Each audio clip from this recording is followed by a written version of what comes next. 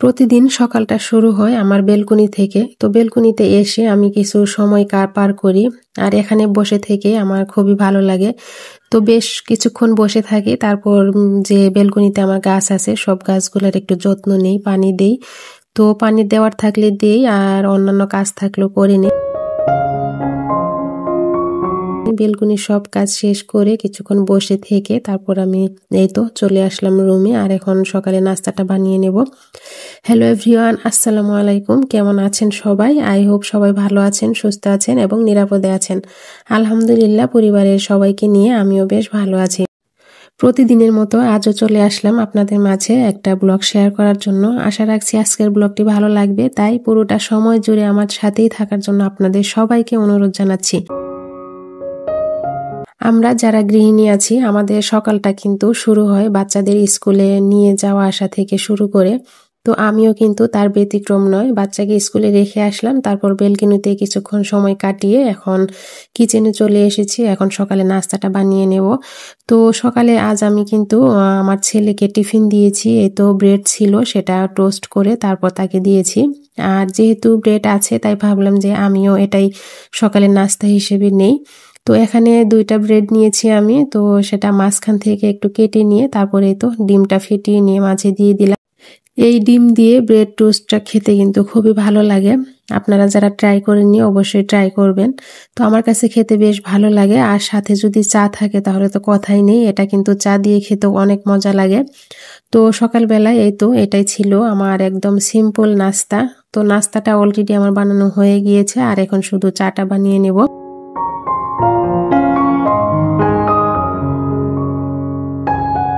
আমি সবসময় আপনাদের বলি যে সংসার যতই ছোট হোক বা বড় হোক, সেখানে কিন্তু প্রচুর কাজ থাকে। একটা কাজ শেষ না হতে হতেই আরেকটা কাজ চোখে পড়ে।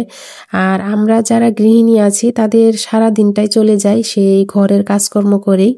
তো ঘরে কিন্তু প্রচুর কাজ থাকে, আমরা সেটা আসলে সেভাবে বোঝা যায় না। তবে এখন আমি বুঝতে পারি, যখন রাতে শুই বা বিকেল বেলা যখন অবসর সময় পাই, বসে থাকি বা শুয়ে থাকি, তখন বুঝতে পারি সারাদিনটা আমার কেমন কেটেছে। কারণ যখনই আমি একটু অবসর সময়ে বসে থাকি তখনই আমার পা ব্যথা করে, কোমর ব্যথা করে। জানি না আপনাদের কার কার এরকম হয়েছে। যেহেতু ছোট বেবি আছে, তাকে কুলে নিয়ে কিন্তু আমি বেশিরভাগ সময় কাজ করি। আর সেও কিন্তু আমার কুলে থাকতে বেশি পছন্দ করে। যখনই আমি রান্না করি বা অন্যান্য কাজ করি, মাঝে মধ্যে সে কুলে উঠে বসবে আর সে কুল থেকে নামবে না। তো আমাকে কিছুই করার নেই, আমি তাকে কুলে নিয়ে কাজ করি। যেহেতু এখানে ধরার কেউ নেই তাকে, আর বাসায় যেহেতু আমরাই থাকি, তো বাড়তি যদি লোক থাকতো তাহলে দেখা যায় যে তার সঙ্গে খেলা করতো, তাহলে আমি কাজগুলো করে নিতাম। আর আমার বড় ছেলে যখন স্কুল থেকে আসে তখন বেশিরভাগ সময় সে তার সঙ্গে খেলা করে, তখন আমি ঝটপট কাজগুলো করে নিই।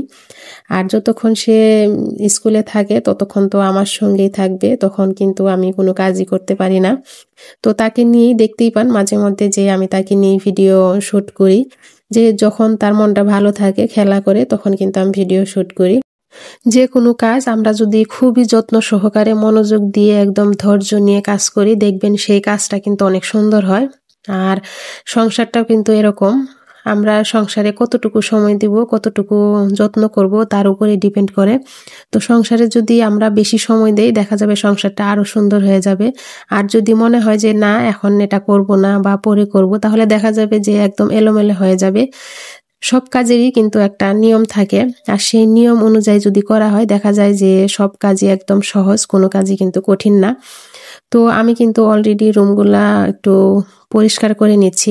আর ডাইনিং টেবিলটা ছিল তো সেটা একটু মুছে নিলাম। তো এখন দেখতেই পেলেন ছেলেটা বিরক্ত করছে। তো ক্যামেরার বাইরেও কিন্তু অনেক কিছু থাকে, তো সেগুলো তো আপনাদের সঙ্গে শেয়ার করা হয় না। আমি দেখতেই পেলেন আমি কর্নারটা যে সাজিয়েছি সেখান থেকে কিন্তু সে ফুল নিয়ে এলোমেলো করছে।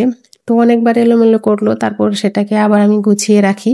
তো এইভাবে কিন্তু অনেক সময় কিন্তু পার হয়ে যায় যখন ভিডিও শুট করতে যাই। আর এই তো এখানে দেখতে পাচ্ছেন যে সে আমার ফুলের জাগটা নিয়ে খেলা করছে। তো এটা কিন্তু আমি অনেকক্ষণ থেকে চাচ্ছি যে তুমি আমাকে দাও, কিন্তু সে দিবে না।